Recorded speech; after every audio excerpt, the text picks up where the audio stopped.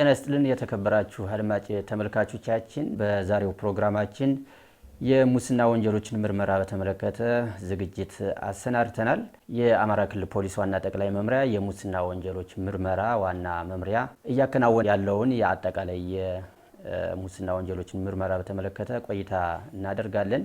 የክልሉ ፖሊስ የሙስና ወንጀሎች ምርመራ ዋና መምሪያ ኃላፊ ስማቸውንና ኃላፊነታቸውን ያስተዋውቁንና በያዝናቸው ጥያቄዎች ዙሪያ ቆይታ እናደርጋለን። አብራችሁን ቆዩ። አመሰግናለሁ። ስሜ ኮማንደር ዳምጤ ባዬ የአማራ ክልል ፖሊስ የሙስና ወንጀሎች ምርመራ ዋና መምሪያ ኃላፊ ነኝ። በጣም ጥሩ። እስኪ እንደው የሙስና ወንጀሎች ምርመራ ከሌሎች ወንጀሎች ምርመራዎች በምን መንገድ ነው የሚለየው? ምን የተለየ አንድምታ አለው ይላሉ? ከትርጉም ሁኔታ ስናይ ያው ኃላፊነትን፣ ስልጣንን በአግባቡ ያለመጠቀም ወይም ለግል እና ለሌላ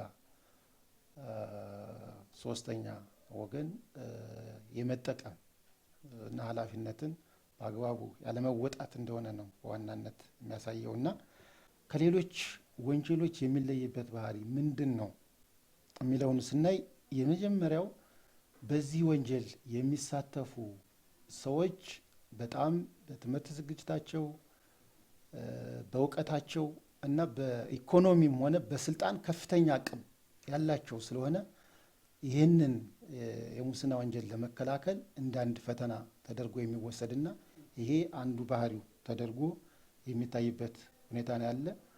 ሁለተኛው ልዩ ባህሪው በሙስና ወንጀል ቀጥተኛ ተጎጂ የለም። እንደ ሌሎች ወንጀሎች ለምሳሌ ግድያ ብናይ የሆነ ግድያ ከተፈጸመ እዛው ላይ ተጎጂ ቤተሰብ አለ፣ ጉዳት የደረሰበት ወገን አለ። በሙስና ወንጀል ግን በቀጥታ በወንጀሉ ሰለባና ተጠቂ የሚሆን ኃይል ባለመኖሩ ባለቤት የለውም ተብሎ ነው የሚታሰብ። ይሄም ደግሞ ባለቤት እና በቀጥታ በወንጀሉ ተጠቂ የሆነ ሰው ስለሌለ ወዲያውኑ ለመንግስት አካል ወይም ለሚመለከተው አካል ጉዳት ደርሶብኛል ብሎ የሚያመለክት በሕግ እንዲጠየቅ ፍላጎት ያለው አካል ስለሌለ አንዱ ከሌሎች ወንጀሎች የሚለይበትና ለምርመራውም በጣም ፈታኝ የሚሆንበት ምክንያት ተደርጎ የሚወሰድ ነው። ሌላው ሶስተኛው የሚያስከትለው ጉዳት ነው። ከሌሎች ወንጀሎች በተለየ በኢኮኖሚው፣ በፖለቲካው፣ በማህበራዊ ዘርፉ ከፍተኛ የሆነ ተጽዕኖ የሚያሳድር ነው። ሁሉንም እንደ ሀገር አሉ የሚባሉ ሀብቶችን የፖለቲካውንም ዘርፍ፣ የኢኮኖሚውንም ዘርፍ፣ የማህበራዊንም ህዝብ ላይም በመፈናቀል ድህነትን ስር እንዲሰድ በማድረግ ወጣቶች ጋርም የሚፈጥረው የስነ ልቦናም ጫና ስላለ ከዚህ አንጻር የሚያደርሰው ተጽዕኖ በጣም ዘርፈ ብዙ በመሆኑ ከሌሎች ወንጀሎች ተለይቶ የሚታይ ነው የሚሆነው። ሌላው የሚለይበት ምክንያት የአፈጻጸም ስልቱ ነው። ሌሎች ወንጀሎችን ስናይ በስውር የሚፈጸም ወንጀል ይኖራል። ግን አብዛኛው ተጎጂ እዛው ፊት ለፊት ባለበት የተለያዩ የወንጀል ድርጊቱን ሊታዘቡ ሊመለከቱ የሚችሉ ሰዎች ባሉበት አካባቢ የመፈጸም እድል አለው ሌላ ወንጀል። ሙስና ግን በጣም ሲስተሚክ በሆነ በረቀቀ እና ኢቭን ህጋዊ አሰራርን እንኳ ተከትሎ ጭምር የሚፈጸም በመሆኑ ከሌሎች ወንጀሎች የሚለይበትና ለምርመራውም በጣም ፈታኝ ተደርጎ የሚወሰድበት ምክንያት ነውና እነዚህ ባህሪያቶች ከሌሎች ወንጀሎች የሚለይበት ተደርጎ የሚወሰድ ነው ማለት ነው። የሙስና ወንጀሎች ሲፈጸሙ እንግዲህ በስውርና በድብቅ ነው በብዛት እርስዎም እንደገለጹት። ስለዚህ እንደው እናንተ እንደ ፖሊስ እነዚህ ወንጀሎችን ተፈጽመዋል ሲባል በምን መንገድ ነው ጥቆማውን እየደረሳቸው ያለ? ስራዎችስ በምን መንገድ ነው እየተሰሩ ያሉ? እንደ ሀገርም ትኩረት ተሰጥቶ መሰራት አለበት ተብሎ በርካታ ስራዎች በመዋቅራዊ አደረጃጀትም በህግ ማዕቀፍም ስራ እየተሰራበት ያለ ዘርፍ ሙስና የመከላከልና የመቆጣጠር ስራ ነው ትኩረት ተሰጥቶ እየተሰራ ያለ። ይህንን የሙስና ወንጀልን የመመርመር ስልጣን ለፖሊስ ተቋሙ የተሰጠ በመሆኑ የፖሊስ ተቋም ይህንን ከባድ ኃላፊነትና ይህንን በሀገር ኢኮኖሚ በሀገር ሰላምና ደህንነት ላይ የከፋ ጉዳት የሚያደርስ ወንጀል እንዴት ነው መመርመር መቻል ያለብኝ በሚል ራሱን የቻለ መዋቅራዊ አደረጃጀት የመፍጠር በዚህ ዘርፍ ያሉ ችግሮችን የመለየትና ለነዛ ችግሮች መፍትሄ የማስቀመጥ ስራ መስራት አለብኝ በሚል በተለይ ተቋሙ በሰራው የሪፎርም ስራ አንዱ የትኩረት ኤሪያ አድርጎ ወደ ስራ የገባበት ሁኔታ ነው ያለ። ስለሆነም የመጀመሪያው የተሰራው የሙስና ወንጀል ምርመራ ራሱን የቻለ ዲፓርትመንት ወይም ክፍል ሊኖረው ይገባል በሚል ከክልል ጀምሮ በዋና መምሪያ ደረጃ እስከ ታይ ድረስ እስከ ወረዳ ድረስ መዋቅር እንዲዘረጋ የተደረገበት ሁኔታ ነው ያለ። ሁለተኛው ጥቆማ ወይም አቤቱታ ለሙስና ወንጀል ምርመራ መሰረት ወይም መነሻ በመሆኑ ጥቆማ እንዴት ነው የምቀበለው፣ አቤቱታ እንዴት ነው መቀበል መቻል ያለብን በሚል ግልጽ ስርዓት የመዘርጋት ስራ ተሰርቷል። ስለሆነም ከክልል ጀምሮ ዞን ላይም በተመሳሳይ ታች ወረዳ ላይም በተመሳሳይ ጥቆማዎች፣ አቤቱታዎች በአንድ ማዕከል ተጠያቂነትን፣ ግልጸኝነትን በተከተለ መልኩ እንዲቀርቡ ጥቆማዎች በአግባቡ ከቀረቡ ሪከርድ ከተደረጉ በኋላ ደግሞ ለሚመለከተው አመራር እየቀረቡ ወደ ምርመራ የሚገቡበት እና እየተጣራ መጠየቅ የሚገባው አካል እንዲጠየቅ የምርመራ መዝገቦች ወደ ፍትህ የሚላኩበት ሁኔታ ነው ያለ። ስለሆነም አንዱ ትኩረት ተደርጎ የተሰራ እዚህ ላይ ያለው ስራ ነው። ሌላው አሁንም ከዚህ አንጻር በደንብ መስራት አለብን ብለን የሪፎርማችን አካል አድርገን የሰራ ነው። ከዚህ በፊት የነበረው የሙስና ወንጀል ክልል ላይ ይጣራል፣ ዞን ላይ ይጣራል፣ ወረዳ ላይ ይጣራል። ነገር ግን ክልል ላይ የሚጣራው የትኛው የሙስና ወንጀል ነው፣ ወረዳ ላይ ዞን ላይ የሚጣራው የትኛው ነው የሚል በግልጽ አሰራር አልነበረውም። የተደበላለቀ ነበር። ክልል ላይ ይጣራል፣ ዞኑም ያጣራል፣ ወረዳ ላይ ግን ይሄም በሪፎርማችን ስርዓት መያዝ መቻል አለበት በሚል ክልል ላይ መጣራት ያለባቸው የትኞች የሙስና ወንጀሎች ናቸው፣ የትኞች የመንግስት ተቋማት ላይ የሚፈጸሙ፣ የትኞች የልማት ድርጅት ላይ የሚፈጸሙ፣ የትኞች የህዝባዊ ድርጅቶች የምንላቸው አሉ፣ እዛ የትኞች ጋር የሚፈጸሙ ናቸው በክልል መጣራት ያለባቸው በሚል በግልጽ በክልል የሚጣሩ የሙስና ወንጀሎችን ለይተን አስቀምጠናል በአሰራር።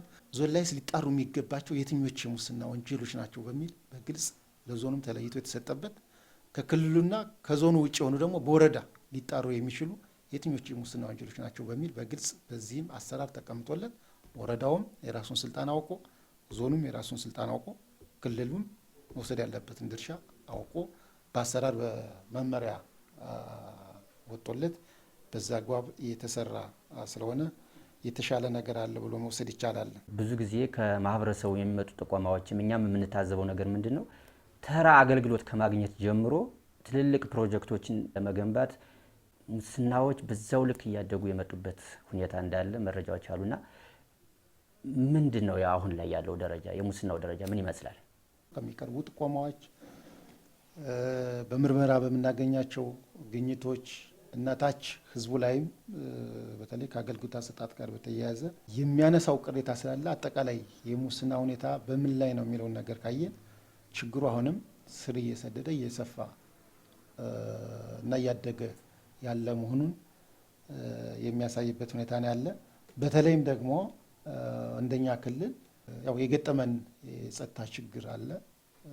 ይህ የጸጥታ ችግር ለሙስና ወንጀል መባባስ መጨመር የራሱን አስተዋጽኦ እያበረከተ ያለበት ሁኔታ ነው ያለ። ግጭት ካለ የሙስና ወንጀል ይጨምራል፣ ምንም ጥያቄ የለው። የሙስና ወንጀል የሚጨምር ከሆነ ደግሞ አሁንም ደግሞ ግጭት በዛው ልክ መከሰቱ አይቀርም እና ክልላችን ላይ ያለውን ሁኔታ ስናይ የገጠመንን የጸጥታ ችግር መነሻ በማድረግ ችግሩ በከፍተኛ ሁኔታ እየጨመረ ያለበት፣ ይህንን አጋጣሚ እንደ ምቹ ሁኔታ በመጠቀም መንግስት አሁን ፍላጎቱ የህግ ማስከበር ላይ ነው። የተፈጠረውን የጸጥታ ችግር የመቀልበስ የመቆጣጠር ላይ ነው ስራ እየሰራ ያለና ትኩረቱ እዛ ላይ ነው በሚል በተዛባ እና በተሳሳተ ግንዛቤ ወደዚህ ውስጥ የሚገባው ሰራተኛ ወይም ባለሙያና አመራር ቀላል አይደለምና እንደ አንድ እንቅፋት ሆኖ ችግሩን ለመከላከል ፈተና የሆነበት ሁኔታ ነው ያለው።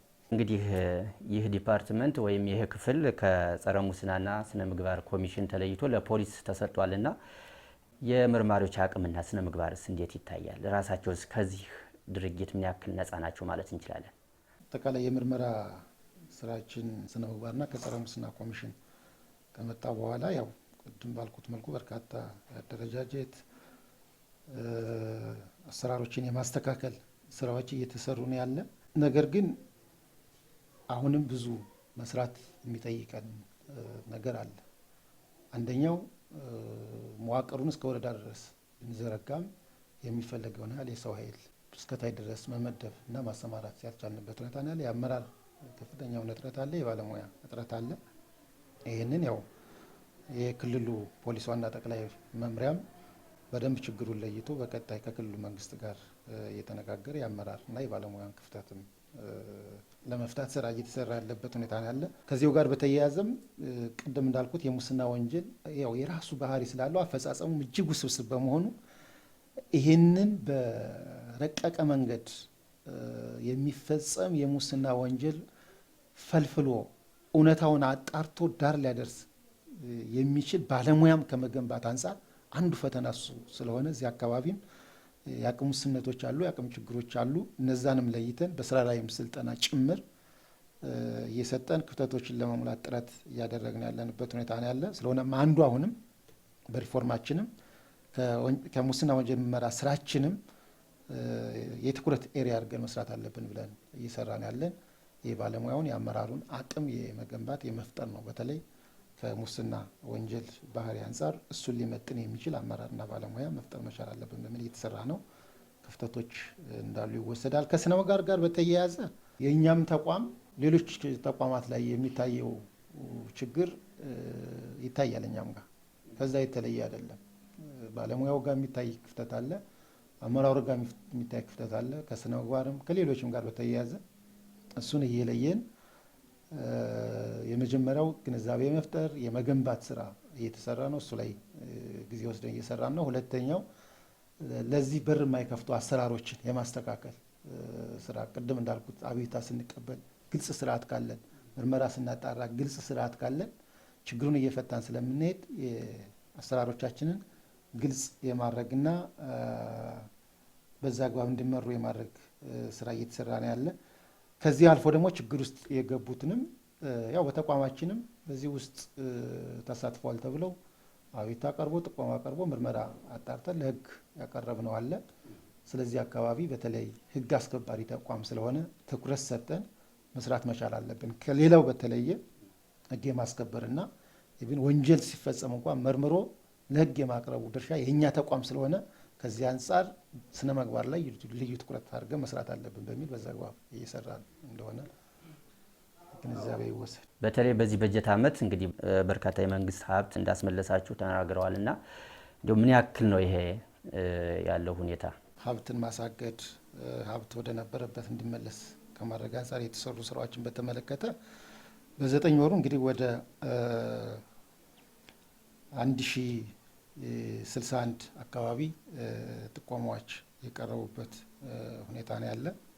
ከዛ ውስጥ 826 መዝገቦችን አጣርተን ለአቃቤ ሕግ የላክንበትና ግማሾቹ ያው አቃቤ ሕግ ያየ በምርመራ ላይ ያሉ አሉ፣ ውሳኔ የተሰጣቸው አሉ፣ ክስ ተመስርቶ ፍርድ ቤት ክርክር ላይ ያሉ አሉ፣ ፍርድ ቤትም ውሳኔ ያገኙ አሉ። በዛ አግባብ እየተሰራ ነው ያለ። እንደ ተቋም ትኩረት አድርገን መስራት አለብን ብለን አንዱ እየሰራ ነው ያለ ጥቆማን ተቀብሎ ምርመራን ከማጣራት ጎን ለጎን ትልቁ ስራ ደግሞ በዚህ በቀረበው ምርመራ ወይም በቀረበው የወንጀል ድርጊት የተመዘበረ የመንግስትና የህዝብ ሀብት አለ ወይስ የለም የሚለው ነው አንዱ ትልቁ ጉዳይ። ስለሆነም ይሄንን መነሻ አድርገን ምርመራ ስናጣራ የተመዘበረ የመንግስት ሀብት አለ፣ የተመዘበረ የህዝብ ሀብት አለ፣ የት ነው ያለ የሚለውን ጭምር አብረን የምርመራው አካል እያደረግ ያ ሀብት እንዳይመዘበር እንዳይጠፋ ወይም ወደ ሌላ ሶስተኛ ወገን ከመተላለፉ በፊት ከፍርድ ቤት ጋር እየተነጋገርን የተመዘበረው ሀብት ባለበት እንዲቆይና አሰራሩን ጠብቆ ወደ መንግስት ተመላሽ የሚሆንበትን የህዝብ ሀብትም ከሆነ አሰራሩን ጠብቆ ወደ ህዝብ ሀብትነት የሚመለስበትን ሁኔታ እየተከተልን ያለን።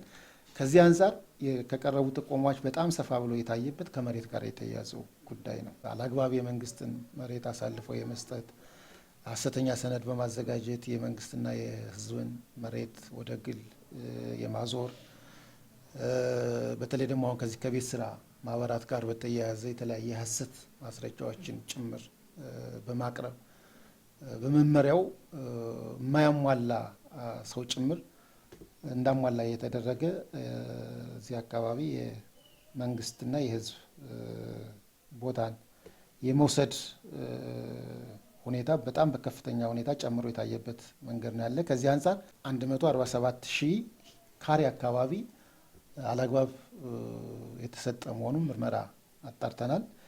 ከዚህ ውስጥ ወደ 12,584 ካሬውን ወደ ነበረበት ወደ መንግስት ሀብትነት እንዲመለስ ስራ የተሰራበት ሁኔታ ነው ያለ። በጣም በጥሩ ሁኔታ ሰራ ነው ብለን የምናስብ ደግሞ በተለይ ከዚህ ከቤት ስራ ማህበራት ጋር በተያያዘ አላግባብ ተደራጅተው የቤት መስሪያ ቦታ ሊወስዱ የነበሩ ማህበራትን ህጋዊነታቸው ምን ያህል ነው፣ በትክክልም ያቀረቡት ሰነድ ህጋዊ ነው ወይ፣ መመሪያውን በተከተለ መልኩ የሚያሟሉ ናቸው ወይ የሚለውን በደንብ በመመርመር ወደ 292 የቤት ማህበራት በተለያየ መንገድ መመሪያውን የማያሟሉ ሆነው በመገኘታቸው ምርመራውን አጣርተን መዝገቡን ለአቃቢ ህግ ያቀረብንበት ሁኔታ ነው ያለ።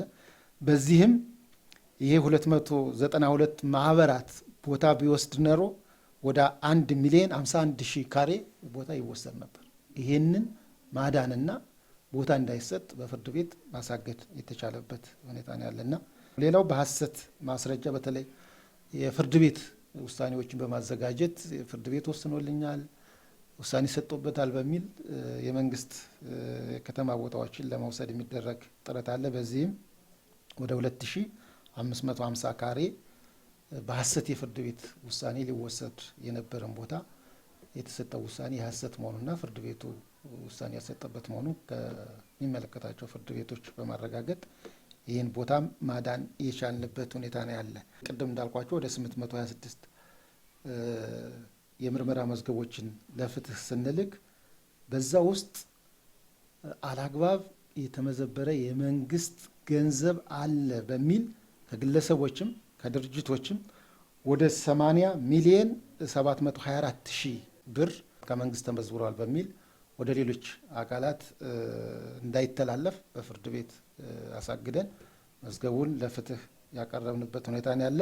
ተቋሙ ደግሞ እንደ ተቋም ነፃ ሆኖ ስራዎችን መስራት ይጠበቅበታል ተብሎ ይታሰባልና ምን ያክል በነፃነት ምርመራዎች እየተሰሩ ነው ማለት እንችላለን? ወንጀል ምርመራ ስራ የሙያ ስራ ነው፣ በህግ የሚመራ ነው። ስለሆነም ይሄ ሙያ ከየትኛውም አካል ጣልቃ ገብነት ነፃ እና ገለልተኛ በሆነ መልኩ የሚከናወን ተግባር ነው። ይህንን መሰረት አድርጎ እንግዲህ ከዚህ በፊት የነበሩ ችግሮች አሉ። አንዱ ከተቋማዊ ነፃነት ጋር በተያያዘ የሚነሱ ጥያቄዎች ነበሩ። እሱን በሪፎርማችን ሰፊ ጥናት ሰፊ ውይይት ተደርጎበት የክልሉ መንግስትም ጭምር አምኖበት ተቋሙ የሙያ ተቋም ስለሆነ ነፃና ገለልተኛ ሆኖ ስራውን ሊሰራ ይገባል በሚል የክልሉ መንግስትም የወሰነበት እና ከተጠሪነት ጀምሮ በቀጥታ ለክልሉ ርዕሰ መስተዳድር ታችም ያለው ያው ደረጃውን ጠብቆ ለሚመለከተው የመንግስት አመራር ተጠሪነት እንዲኖረው የተደረገበት ሁኔታ ነው ያለ። ይሄ መነሻው ያው ተቋማዊ ነፃነትን ለማረጋገጥ ተብሎ የተወሰደ ነው። ሁለተኛው በማቋቋሚያ አዋጃችንን በግልጽ የተቀመጠው ምንድነው? የፖሊስ ተቋሙ የፖሊሳዊ ሙያውን በሚወጣበት ሰዓት ከማንኛውም አካል ጣልቃ ገብነት ነፃ ሆኖ ማከናወን አለበት በሚል በህግ ጭምር ተደንግጎ የክልሉ መንግስትም የክልሉ ምክር ቤትም እውቅና ሰጥቶ አዋጁን ያጸደቀበት ሁኔታ ነው ያለና አንዱ ተቋማዊ ነፃነትን ለማስከበር ወይም ሙያዊ ነፃነትን ለማረጋገጥ መጀመሪያ ህግ ነው መኖር መቻል ያለበትና ከዛ አንጻር የክልሉ መንግስትም ቁርጠኛ ሆኖ በህግም ጭምር አስደግፈን ወደ ስራ የተገባበት ሁኔታ ነው ያለ። ዲሞክራሲን እየተለማመድን ያለን የጠነከረ ተቋም ያልፈጠርን ዘላቂ እና ቀጣይነት ያለው ተቋም የፈጠርና የገነባን ባይሆንም አሁን ባለው ሁኔታ በዝንባሌ ደረጃ ይህን ያለ የፖለቲካዊ ጣልቃ ገብነት በተለይ ከምርመራ ከሙስና ወንጀል ምርመራ ስራችን ጋር ብዙ የሚታይበት ሁኔታ የለም። የግለሰቦች ፍላጎት የግለሰቦች ጣልቃ ገብነት አልፎ አልፎ የሚታይበት ሁኔታ አለ። እሱን በግልጽ በሂደት እየታገን እያረም እያስተካከል ነው የምንሄድበት ሁኔታ ይኖራልና የሙስና ወንጀል በመከላከል ምርመራ በማጣራት ሂደት ምን መሆን አለበት የሚለውን መልእክት ከእርስዎ ልስማና ፕሮግራማችን እዚህ ላይ እናብቃ። እንደተባለው ይሄ ችግር እያደገ ከሄደ ትውልድን እንደ ትውልድ የሚያመክን ችግር ነው። የሙስና ጉዳይ ሀገር እንደ ሀገር የሚያመክን ነው። ህዝብን ለስደት ለመፈናቀል እና ለመከራ የሚዳርግ የከፋ ወንጀል ስለሆነ ይህንን ወንጀል በመከላከል የሁሉም ዜጋ ድርሻ ያለበት መሆኑን አውቆ በተለይ ህብረተሰቡ የመጀመሪያው በዚህ ችግር ውስጥ የሚሳተፉ የመንግስት ባለሙያዎችን፣ አመራሮችን በመታገልና አጋልጦ በመስጠት ራሱን በዚህ ተባባሪ እንዳይሆን ጭምር ህዝባችን ከጎናችን በመቆም ይህንን ችግር በሚፈለገው ልክ እንድንቀንስ፣ አጥፊዎች በህግ እንድናስጠይቅ የበኩሉን ድርሻ ሊያበረክትልን ይገባል። ሌሎች ተቋማትም በተመሳሳይ ኃላፊነት ያለባቸው ስለሆነ ሰራተኞቻቸው፣ አመራሩ ህግና ስርዓትን ተከትሎ ስራ እንዲሰራ በዚህ ውስጥ የገቡ አመራርም ባለሙያዎችም ሲኖሩ ደግሞ ችግሩ የሁላችንም ነው በሚል ተጠያቂነት እንዲረጋገጥ ሁሉም የበኩሉን ድጋፍና ትብብር ሊያደርግ ይገባል። ስለሆነም በማንኛውም ሰዓት ጥቆማ መስጠት የሚፈልግ አካል ቢኖር ከክልል ጀምሮ እስከ ወረዳ ድረስ የተደራጁ የወንጀል ምርመራ ክፍሎች አሉ። በእነዚህ የወንጀል ምርመራ ክፍሎች ወይም የፖሊስ ተቋማት ቀርቦ ጥቆማ መስጠት ይችላል። እንደ ክልል ለክልሉ ፖሊስ የሙስና ወንጀል ምርመራ በስልክ ቁጥር 058 320 4683 ወይም በአካል ደግሞ ቢሮ ቁጥር 32 በመቅረብ ጥቆማ መስጠት ይቻላል። ሙስናን እንከላከል። አመሰግናለሁ። ኮማንደር ዳምጤ ባዬ የአማራ ክልል ፖሊስ ዋና ጠቅላይ መምሪያ የሙስና ወንጀሎች ምርመራ ዋና መምሪያ ኃላፊ፣ በሙስና ወንጀሎች ዙሪያ ሰፋ ያለ ማብራሪያ ስለሰጡን ከልብ እናመሰግናለን። ለነበረውት ጊዜም በአድማጭ ተመልካቾቻችን ስም ክብር አለን። የተከበራችሁ ተመልካቾቻችን ለዛሬ የያዝነው ፕሮግራም ይሄን ይመስል ነበር። ፕሮግራሙን አሰናድቼ ወደ እናንተ በማቅረብ በኩል ብናየው ይርሳው ከካሜራ ባለሙያው አምሮ ስንሻው ጋር ቆይታ አደረግኩ። መልካም ጊዜ ይሁንላችሁ።